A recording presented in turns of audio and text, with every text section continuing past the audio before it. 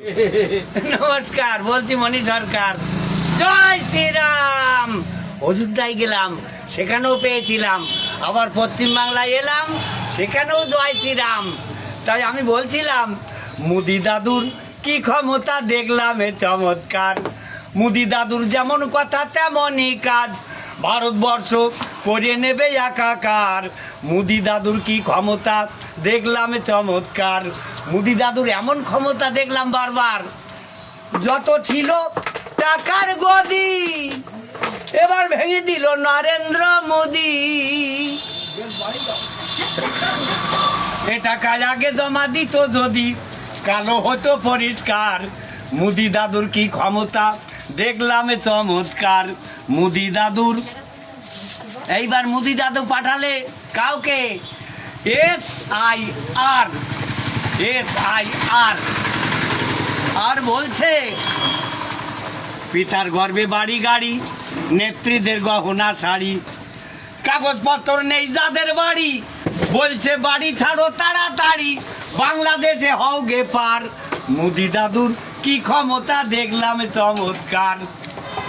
আর হরতাল ভাঙচুর মারামারি, ভোটের কাগজ নিয়ে কাড়াকাড়ি, কাগজ নেই যাদের বাড়ি, পাঠাবে তাদের তাড়াতাড়ি, ডিটেনশন ক্যাম্পের গাড়ি, ক্যাম্পের ভিতরে রাখবে তার। মোদি দাদুর কি ক্ষমতা দেখলাম, এ চমৎকার। এইবার মোদি বলে, শুনো ভাই বন্ধু গরিব দুঃখী, ভোট দেবে পদ্ম ফুলে, ভারতবাসী সুখী হবে যদি। সোনার ভারত করবে এবার, করছে অঙ্গীকার।